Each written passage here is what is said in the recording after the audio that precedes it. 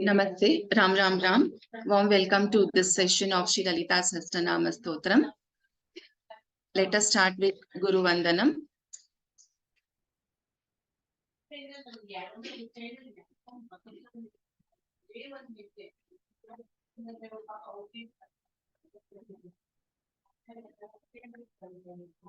Gurureva Kshamata. Gurureva Gatir Gurumeva Bhaje Gurunaiva Sahasmi Namo Gurave Na Gurov Paramam Shishurasmi Guro Matirasti Gurau Mama Pahi Guru. Dhyanam.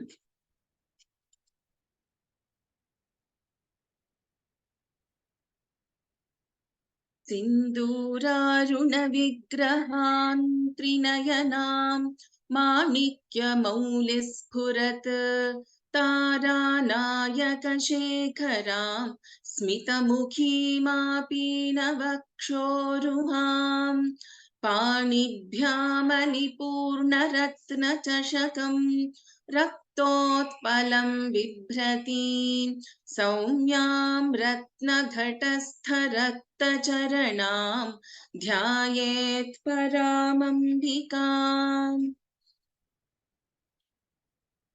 अरुणाङ्करुणातरङ्गिताक्षीं धृतपाशाङ्कुशपुष्पबाणचापाम् अणिमादिभिरावृतां मयूखैः अहमित्येव विभावये भवानीम् ध्यायेत् पद्मासनस्थां विकसितवदनां पद्मपत्रायताक्षीं हेमाभां पीतवस्त्रां करकलितलसद्देमपद्माम्बराङ्गीं सर्वालङ्कारयुक्तां सततमभयदां भक्तनम्रां भवानीं श्रीविद्यां शान्तमूर्तिं सकलसुरनुतां सर्वसम्पत्प्रदात्रीं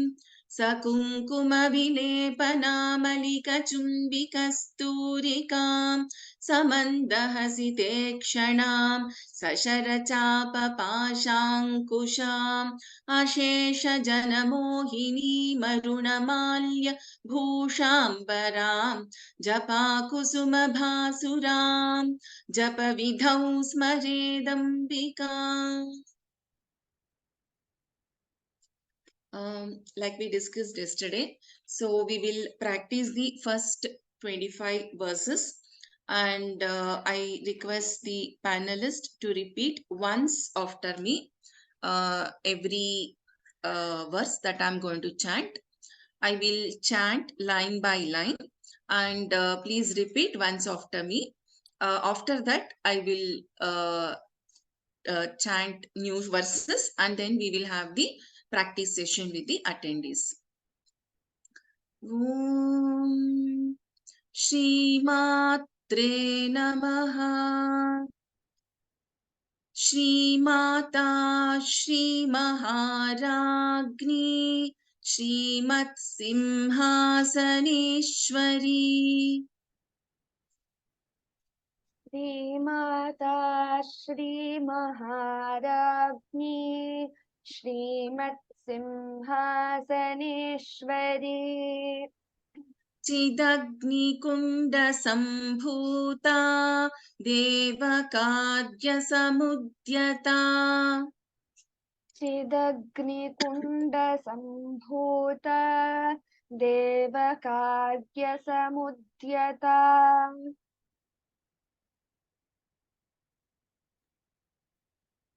Udyadbhanusahasrabha Chaturbahu Samanvita. Udyadbhanusahasrabha Chaturbahu Samanvita. Ragaswarupa Pashadhya Krodhakarankushojjvala. रागस्वरूपपाषाढ्या क्रोधाकाराङ्कुशोज्ज्वला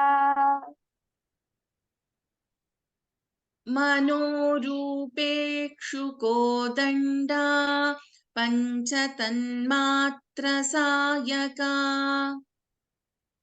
मनोरूपेक्षुकोदण्ड पञ्चतन्मात्रसायका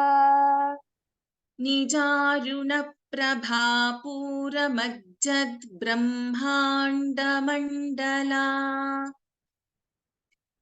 निजारुणप्रभापूरमज्जद्ब्रह्माण्डमण्डला चम्पकाशोकपुन्नागसौगन्धिकलसत्कचा चम्पकाशोकपुन्नागसौगन्धिकलसत्कचा कुरुविन्दमणिश्रेणीकनत्कोटीरमण्डिता कुरुविन्दमणिश्रेणीकनत्कोटीरमण्डिता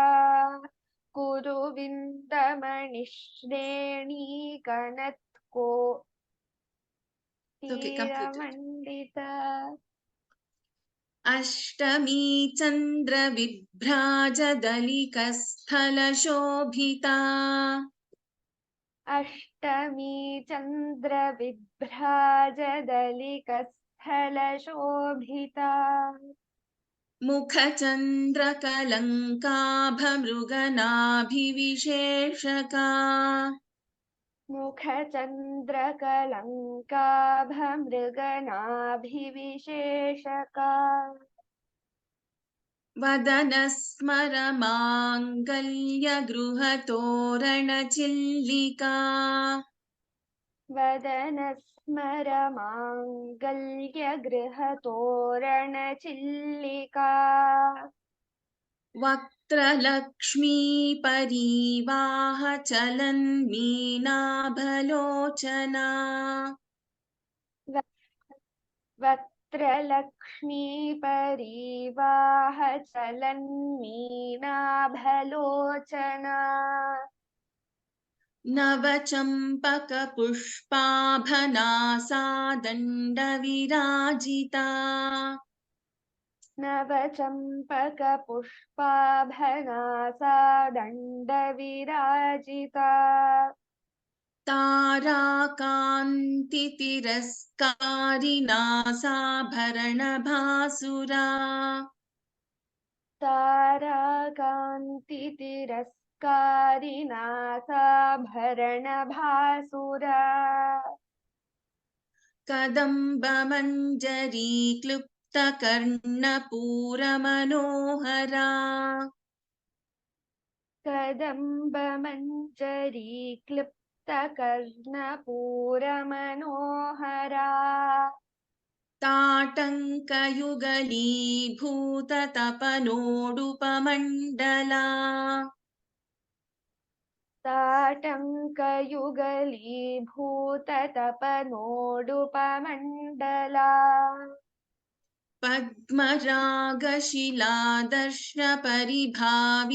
पद्मरागशिलादर्शपरिभाविकपोलभूः पद्मरागशिलादर्शपरिभाविकपोलभूः नवविद्रुमबिम्बश्रीन्यक्कारिरदनच्छदा नवविद्रुमबिम्बश्रीन्यक्कारिरदनच्छदा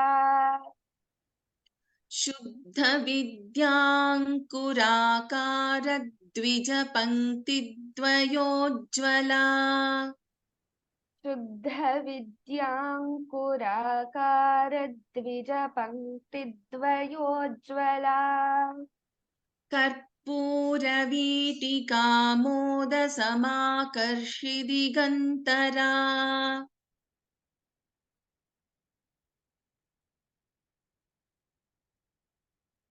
Sai श्रुति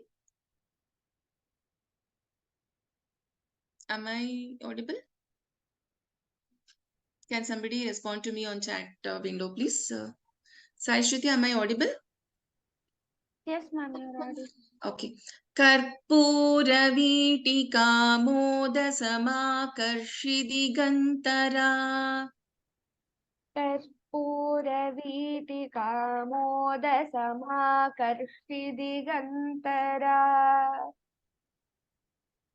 निजसल्लापमाधुर्यविनिर्भत्सितकच्छपि निजसल्लापमाधुर्यविनिर्भत्सितकच्छपि मन्दस्मितप्रभापूरमज्जत्कामेशमानसा मन्दस्मितप्रभापूरमज्जत्कामेशमानसा अनाकलितसादृश्यचिबुकश्रीविराजिता अनाकलितसादृश्यचिबुकश्रीविराजिता कामेशबद्धमाङ्गल्यसूत्रशोभितकन्धरा कामेश कामेशबद्धमाङ्गल्यसूत्रशोभितकन्धरा कनकाङ्गदकेयूरकमनीयभुजान्विता कनकाङ्गदकेयूरकमनीयभुजान्विता रत्नग्रैवेयचिन्ताकलोलमुक्ता फलान्विता रत्नग्रैवेयचिन्ताकलोलमुक्ता फलान्विता कामेश्वरप्रेमरत्नमणिप्रतिपणस्तनी कामेश्वरप्रेमरत्नमणिप्रतिपणस्तनी नाभ्यालवालरोमालिलताफलकुचद्वयी नाभ्यालवालरोमालिलता फलकुचद्वयी लक्ष्यरोमलताधारता समुन्नेयमध्यमा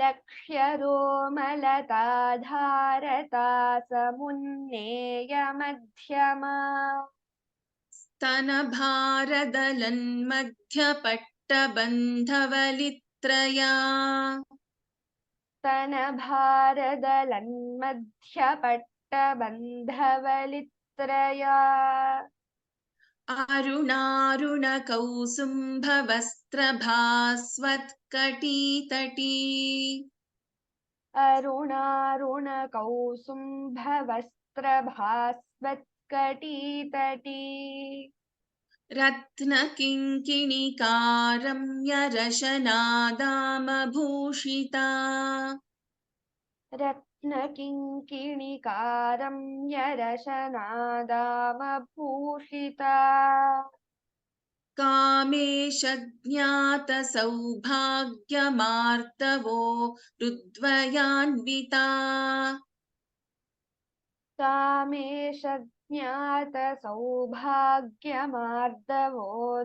कामेशज्ञातसौभाग्यमार्दवोरुद्वयान्विता माणिक्यमुकुटाकारजानुद्वयविराजिता माणिक्यमुकुटाकारजानुद्वयविराजिता इन्द्रगोपपरिक्षिप्तस्मरतूणाभजङ्घिका इन्द्रगोपपरिक्षिप्तस्मरतूणाभजङ्घिका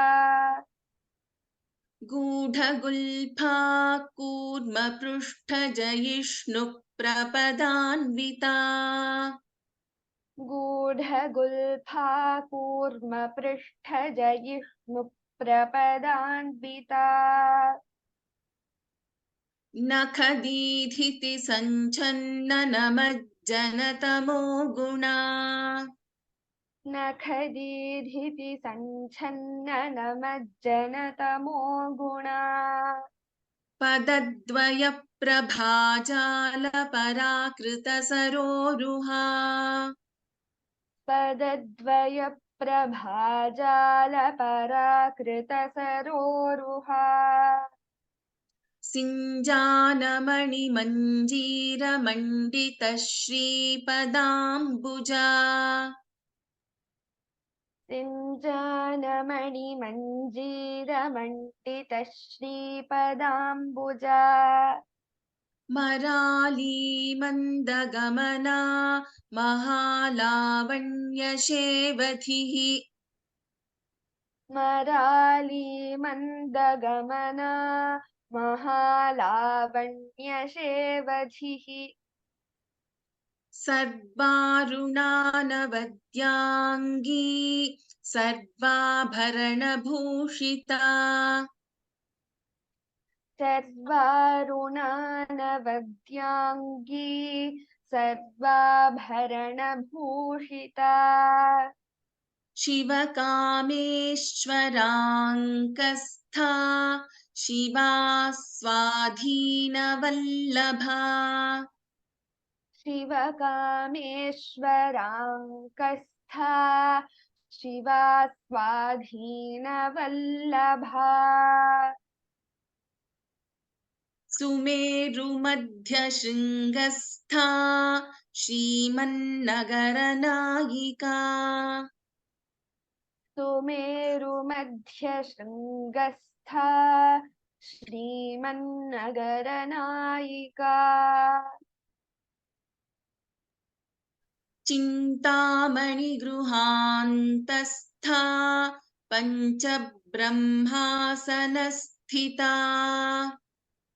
चिन्तामणिगृहान्तस्था पञ्चब्रह्मासनस्थिता महापद्माटवी संस्था कदम्बवनवासिनी महापद्माटवी संस्था कदम्बवनवासिनी सुधासागरमध्यस्था Kamakshi कामदायिनी सुधासा Kamakshi कामदायिनी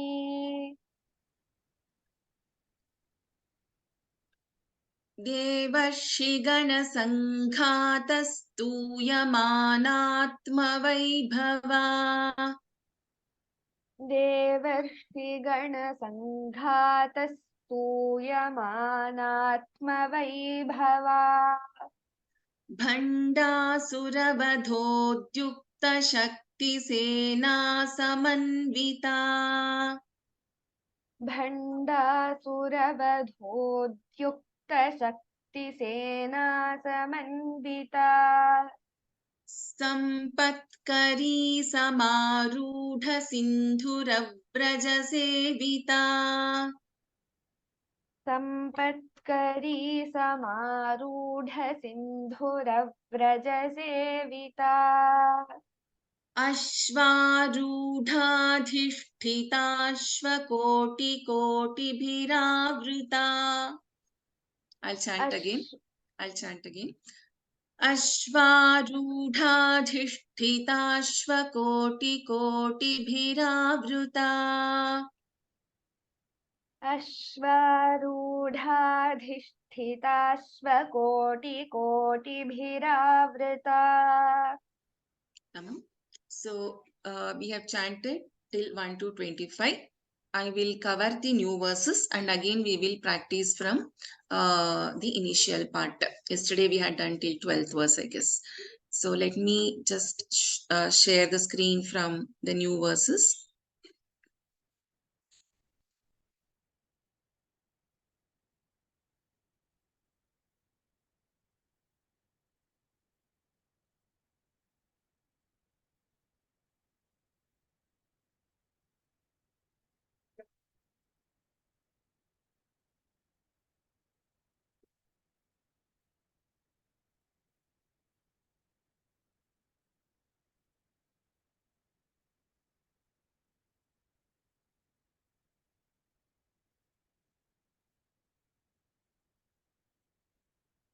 You're able to see my screen, right? Yes, ma'am. Okay. Veera Goshti Priya. So in this we have Shanmukha Sha and Mahaprana Tha. The second letter in Tavarga Tha. Veera Goshti Priya. Veera Naishkarmya Nada Rupini. Vijnana Kalana Kalya Vidagdha. Dha is a Mahaprana. Bainda Vasana. Veeragoshti Priya. Veera Naishkarmya Nadarupini. Vijnana Kalana Kalya Vidagdha Bainda Vasana. Veeragoshti Priya. वीरगोष्ठी Priya वीरगोष्ठी Priya Veera वीरा वीरा Naishkarmya नैष्कर्म्या नैष्कर्म्या Nadarupini नादरूपिणी नादरूपिणी Veeragoshti Priya Veera वीरगोष्ठी प्रिया वीरा वीरगोष्ठी प्रिया वीरा Naishkarmya Nadarupini नैष्कर्म्यानादरूपिणी नैष्कर्म्यानादरूपिणी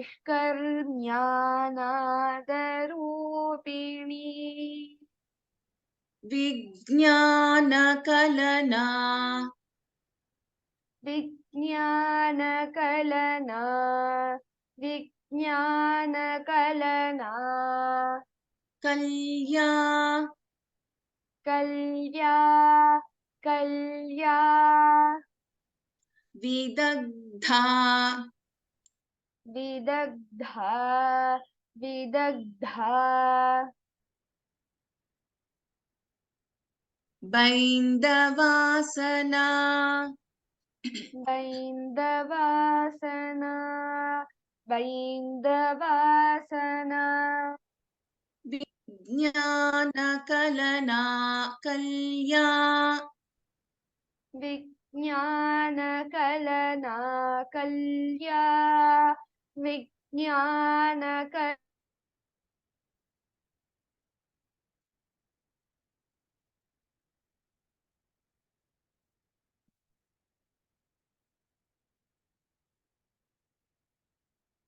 Sai Shruti, I'm not able to hear you. Is it my network? Are others able to hear me?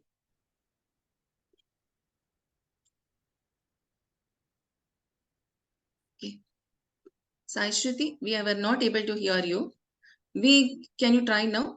Vijnana Kalana Kalya विज्ञानकलना कल्या विज्ञानकलना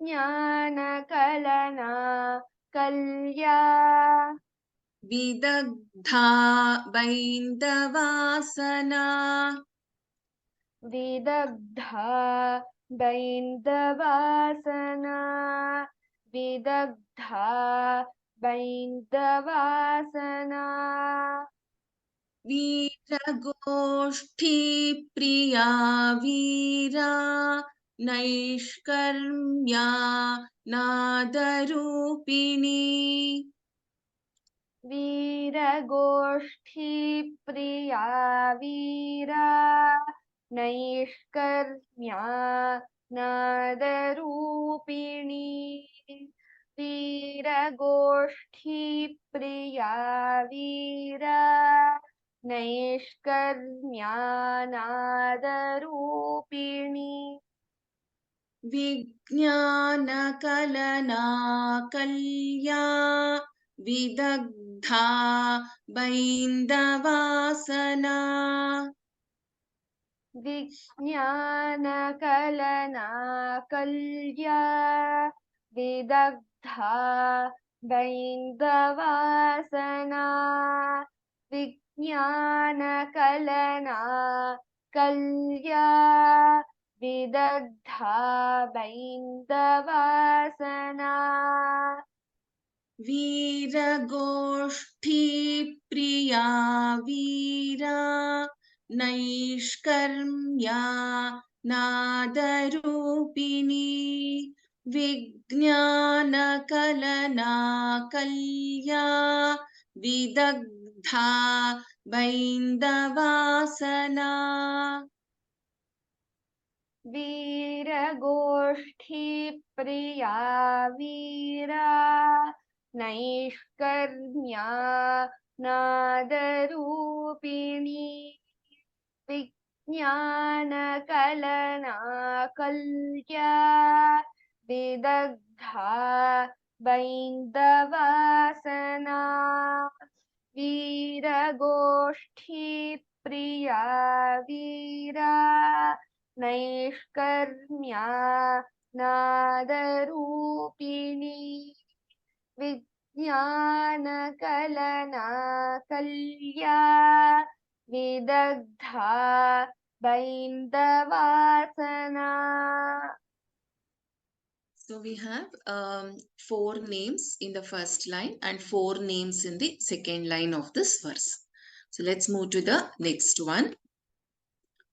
Tattvadhika. So please note in the second letter of the first word, there is double ta and then va. Tattvadhika. Dha is a Mahaprana. Tattvamayi. Tattvamarthaswarupini. Tha. The ta which I am pointing out is a Mahaprana Akshara. Let me annotate the spotlight it. So the tha, this is a Mahaprana. Tattva Marthaswarupini Samagana Priya Saumya Sadashiva Kutumbini Tattvadhika Tattvadhika Tattvadhika Tattvamayi Tattvamayi Tattvamayi Tattvamarthaswarupini Tattvamarthaswarupini Tattvamarthaswarupini Tattvadhika Tattvamayi Tattvadhika Tattvamayi Tattvadhika Tattvamayi Tattvamarthaswarupini Tattvamarthaswarupini Tattvamarthaswarupini Samagana Priya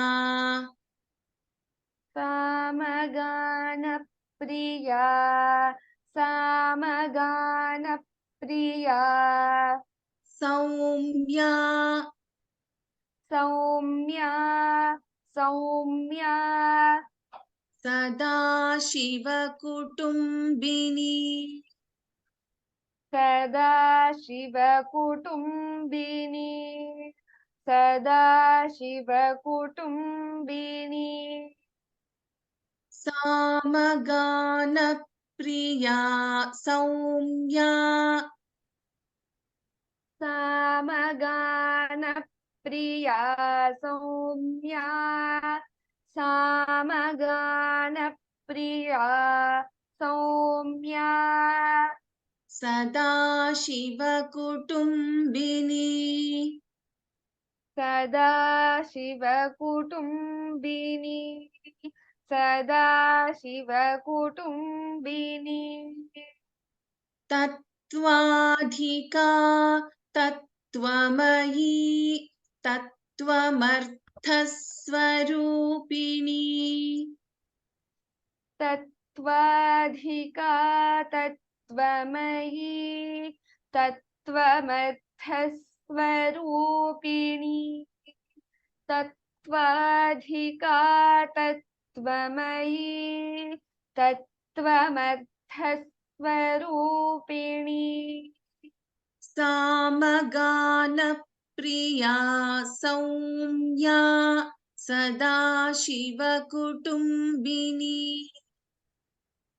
सामगानप्रिया Saumya सदाशिवकुटुम्बिनी सामगानप्रिया Saumya सदाशिवकुटुम्बिनी तत्त्वाधिका तत्त्वमयी तत्त्वमर्थस्वरूपिणी सामगानप्रिया Saumya सदाशिवकुटुम्बिनी तत्त्वाधिका तत्त्वमयी तत्त्वमर्थस्वरूपिणी सामगानप्रिया Saumya सदाशिवकुटुम्बिनी तत्त्वाधिका तत्त्वमयी तत्त्वमर्थस्वरूपिणी सामगानप्रिया Saumya सदाशिवकुटुम्बिनी. So in this we have 3 names in the first line and 3 names in the second line of this verse. Let's move to the next one. Savyapa Savya Margastha. So here we have the last letter Tha Mahaprana. Sarvapadvinivarini. Sarvapadvinivarini. Swastha. Again Tha is a Mahaprana. Swabhava Madhura. Bha and Dha are Mahaprana aksharas. Swabhava Madhura. Dhira. Dhi Mahaprana. Dhira Samarchita. Again Dhi Mahaprana. Savyapa Savya Margastha. Sarvapadvinivarini. Swastha. Swabhava Madhura. Dhira. Dhira Samarchita. Savyapa Savya Savyapasavya Savyapasavya Margastha. Margastha Margastha Savyapasavya Margastha. Savyapasavya Margastha Savyapasavya Margastha Sarvapadvinivarini. Sarvapadvinivarini Sarvapadvinivarini Swastha. Swastha Swastha Swabhava Madhura. Swabhava Madhura Swabhava Madhura Dhira. Dhira Samachita. Dhira Dhira Samarchita Dhira Dhira Samarchita Swastha. Swabhava Madhura. Swastha Swabhava Madhura Swastha Swabhava Madhura Dhira. Dhira Samarchita. Dhira Dhira Samarchita Dhira Dhira Samarchita समर्चिता सव्यापसव्यमार्गस्था सर्वापद्विनिवारिणी सव्यापसव्यमार्गस्था सर्वापद्विनिवारिणी सव्यापसव्यमार्गस्था सर्वापद्विनिवारिणी स्वस्था स्वभावमधुरा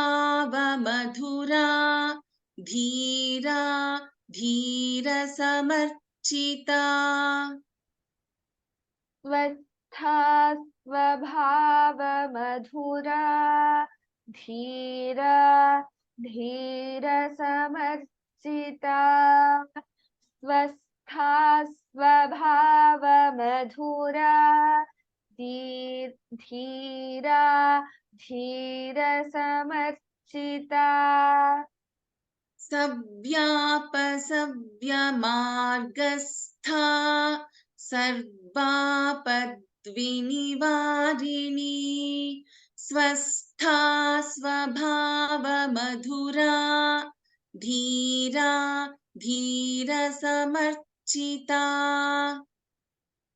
सव्यापसव्यमार्गस्था सर्वापद्विनिवारिणी स्वस्था स्वभावमधुरा धीरा धीरसमर्चिता सव्यापसव्यमार्गस्था सर्वापद्विनिवारिणी स्वस्था स्वभावमधुरा धीरा धीरसमर्चिता So we have two names in the first line and four names in the second line, which is very clearly indicated with a space in between the names. So let's move to the next one. Chaitanyarghya Samaradhya. So in this, Gha is a Mahaprana. Chaitanyarghya Samaradhya, Dha is a Mahaprana. Chaitanya Kusuma Priya Sadodita Sadatushta Sha Shanmukha Sha Tarunaditya Patala. चैतन्यार्घ्य समाराध्या चैतन्यार्घ्य समाराध्या चैतन्यार्घ्य समाराध्या चैतन्य कुसुम प्रिया चैतन्य कुसुम प्रिया चैतन्य कुसुम प्रिया सदोदिता सदा तुष्टा सदोदिता सदा तुष्टा सदोदिता सदा तुष्टा तरुणादित्यपाटला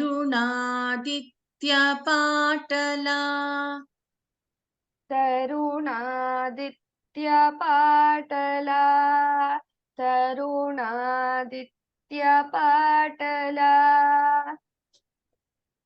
सदोदिता सदा तुष्टा सदोदिता सदा तुष्टा सदोदिता सदा तुष्टा तरुणादित्यपाटला तरुणादित्यपाटला तरुणादित्यपाटला चैतन्यार्घ्य समाराध्या चैतन्य कुसुम प्रिया चैतन्यार्घ्य समाराध्या चैतन्य कुसुम प्रिया चैतन्यार्घ्यसमाराध्या चैतन्यकुसुमप्रिया सदोदिता सदा तुष्टा तरुणादित्यपाटला सदोदिता सदा तुष्टा तरुणादित्यपाटला सदोदिता सदा तुष्टा तरुणादित्यपाटला चैतन्यार्घ्यसमाराध्या चैतन्यकुसुमप्रिया सदोदिता सदा तुष्टा तरुणादित्यपाटला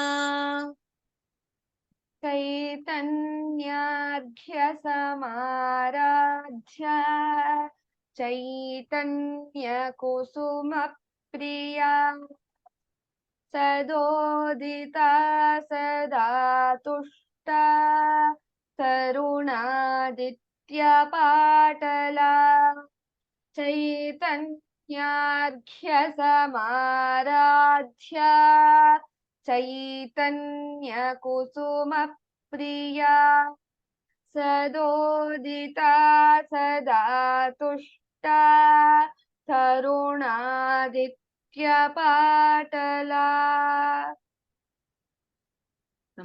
So we have 2 names in the first line and 3 names in the second line of this verse. I request the attendees to raise hands for practicing. First, let us chant the new verses and then I'll go from the 13th verse where we stopped yesterday. Yeah, we can start from 166.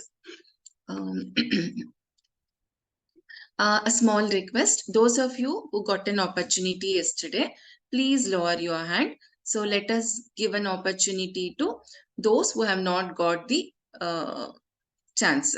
So once I finish with those, again I'll call out the names if time is there for the others who had opportunity yesterday also. So like for example, Lasya, you can lower your hand because you chanted yesterday also. Once we finish with the others, I will again ask for everyone to raise hands. Dhanyavadaha for understanding. Lakshmi, yes, Bhagini, you can chant this. Ram Ram. Ram Ram Ram. Vagrata Vidrumabha Vaishnavi Vishnurupini Ayo Niryoni Nilaya Utastha Pularupini. Dhanyavadaha Bhagini. Nishant Singh Mahodaya. Good evening, ma'am. Shri Matre Namah. Shri Matre Namaha.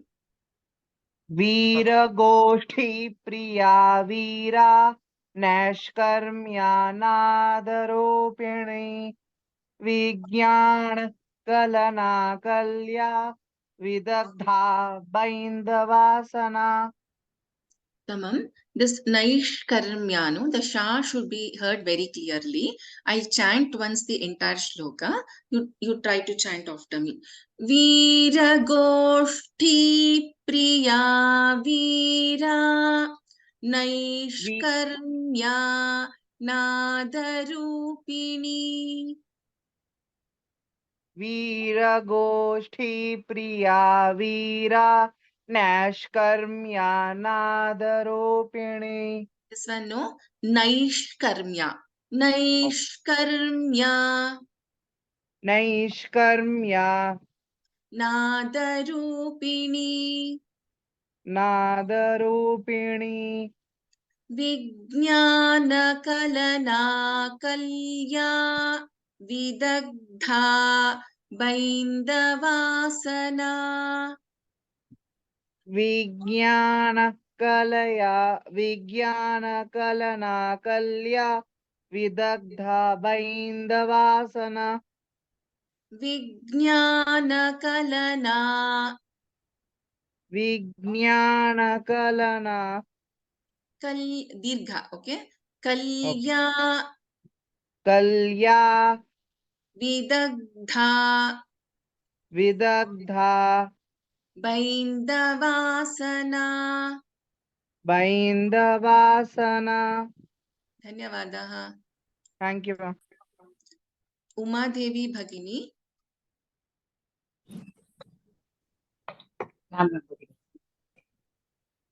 can you please chant this तत्त्वाधिका तत्त्वमयी तत्त्वमर्थस्वरूपिणी सामगानप्रिया सौम्या सदाशिवकुटुम्बिनी उत्तमं भगिनी धन्यवादः निरैमति Chennai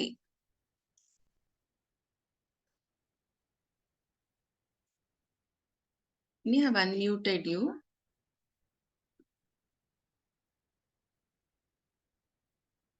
Niraimati Chennai. सव्या पसव्य मार्कस्ता सर्वपत्विनिवारिणी स्वस्था स्वभाव मथुरा धीरा धीरसमर्चिता Uttamam, just give little more stress to the Mahapranaksharas. Okay. Dhanyavadaha Bhagini.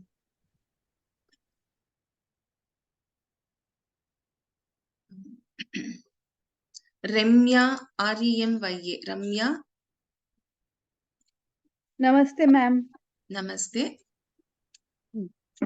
चैतन्यार्य समाराध्या चैतन्य कुसुम प्रिया सदोदिता सदा तुष्टा तरुणादित्य पाटला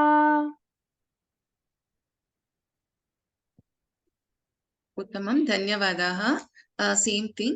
Just give importance to Mahapranaksharas and the Shanmukha Sha. For example, Sadatushta. Can you try once again the shloka if it is okay with you?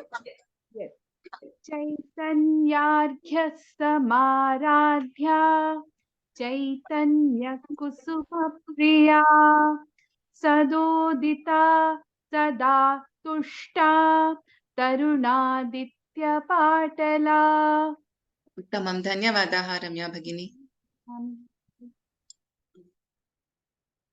Vijay Lakshmi. Let me go to the. I'll stop sharing my screen for a minute and I will share again.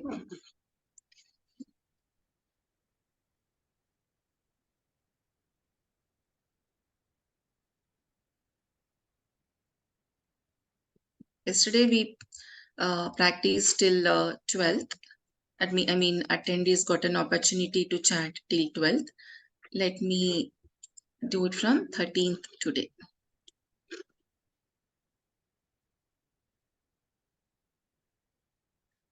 Dr. Ravi Shankar R. Mahodaya. श्रूयते वा? Shruyate. कनकाङ्गदकेयूरकमनीयभुजान्विता रत्नग्रैवेयचिन्ताकलोलमुक्ता फलान्विता Tamam, Dhanyavadaha Mahodaya. धन्यवादाः Bharanishwari Bhagini.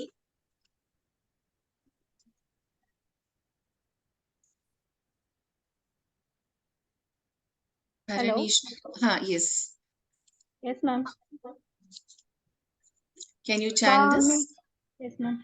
Kameshwar Prem Ratnamani प्रतिपनस्तनी नाभ्यालवाल रोमालि Lata फलकुच्छयी I will chant once. Just repeat after me. Yes, ma'am. Kameshwara Prema Ratna Mani Pratipanastani Kameshwar मणिप्रतिपणस्तनी मणिप्रतिपणस्तनी मणिप्रतिपणस्तनी Kamesh नाभ्यालवाल नाभ्यालवाल नाभ्याल once rumali rumali लताफलकुचद्वयी लता फलकुचतयी कुचद्वयी कुचद्वयी धन्यवादाः धन्यवाद thanks ma'am गीता किरण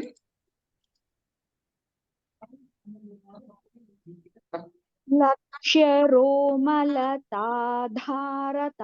सामुन्नेय मध्यम स्तनभारदलन्मध्यपट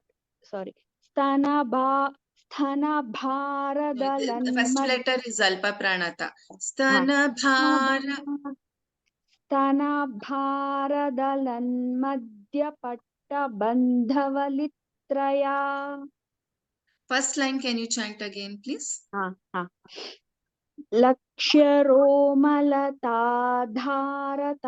सामुन्नेय मध्यमा here you should not say samunneya it is samunneya okay समुन्नेय lakshya romalata dharata samunneya madhyama लक्ष्य रोमलताधारता समुन्नेय मध्यमा धन्यवादाः Thank you so much.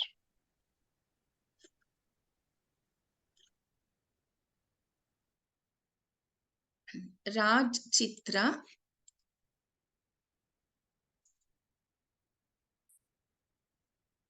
Namaste, sister. namaste can you try this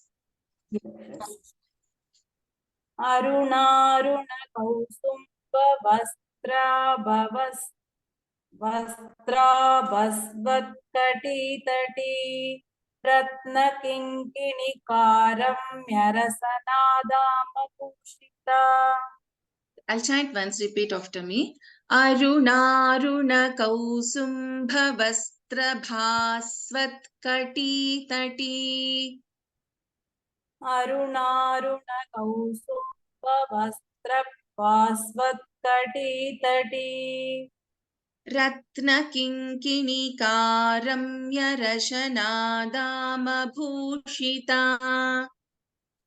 रत्नकिङ्किणिकारम्यरसनादामभूषिता धन्यवादाः विजयलक्ष्मी भगिनी I don't know if I called out your name namaskaram can you chant this कामेशज्ञात सौभाग्यमार्पोरुद्वयान्विता माणिक्यमुकुटाकार जानुद्वय विराजिता first line I'll chant once कामेशज्ञात सौभाग्यमार्दवोरुद्वयान्विता कामेशज्ञात सौभाग्यमार्दवोरुद्वयान्विता धन्यवादाः धन्यवादः शिवकुमारन् महोदय Yes, madam. Indragobha parikshipta smaradhuna bhajangiga puta kulfa kurbabhrishtat jaikishno prabhadanvida. I will chant once just observe and repeat after me Indragopa parikshipta smaratuna bhajanghika Indragobha parikshipta smaradhuna bhajangiga गूढगुल्फा. गूढगुल्फा. So this is pha, Mahaprana pha. Gudhagulpha. गूढगुल्फा. Can chant once. Kurma prushtha. कूर्मपृष्ठ. Kurma prushtha jayishnu prapadanvita. कूर्मपृष्ठक्षयिष्णु प्रपदान्विता. There is no dirgha here. Jayishnu prapadanvita. जयिष्णु प्रपदान्विता. जयिष्णु. धन्यवादाः महोदय. धन्यवादः. रेणुका नंदिनी बाला. राम राम राम. राम राम राम. नखदीधिति संच्छन्न नमज्जनतमो गुणा पदद्वय प्रभाजाल प्रपराकृत सरोरुहा. Correct. Sorry, correct. my breath is. No problem. You want to try second line again? Yes, please. पदद्वय प्रभाजाल पराकृत सरोरुहा. Tamam. Just remember, like for example, in this padadvaya, there is a dvitvam happening. Padadvaya prabhajala. Can you repeat? पदद्वय प्रभाजाल. Correct. धन्यवादाः भगिनी. धन्यवादः. सुगंधा गुर्जार. राम राम राम भगिनी. राम राम राम. शिञ्जानमणिमञ्जीरमण्डित श्रीपदाम्बुजा मराली मन्दगमना महालावण्यशेवधी. महालावण्यशेवधिः. महालावण्यशेवधीः. शेवधिः. शेवधिः. धन्यवादाः. धन्यवादाः भगिनी. चित्रा अरिवलगन भगिनी. Can you hear? Yes. सर्वारुणानवद्यांगी सर्वाभरणभूषिता शिवकामेश्वराङ्गस्था शिवा स्वाधीनवल्लभा. तमाम. धन्यवादाः. जानकी वेंकटरामन.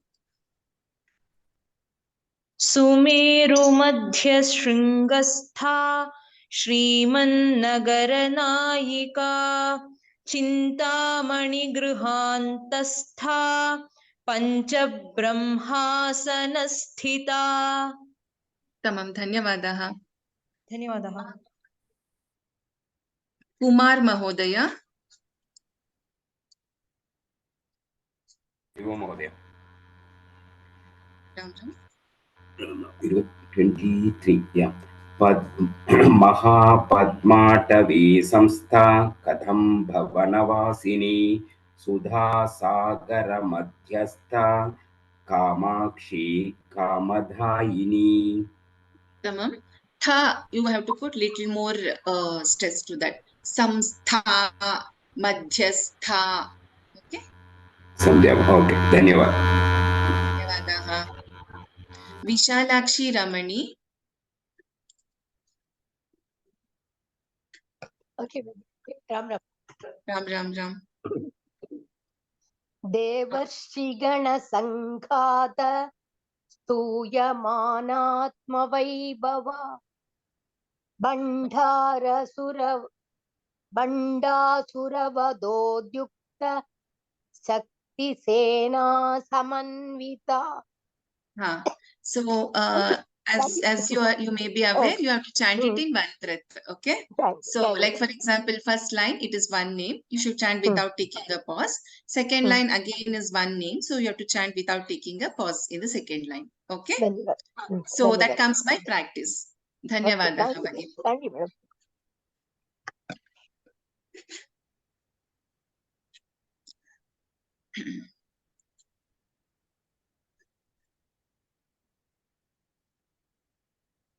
Menaka KN.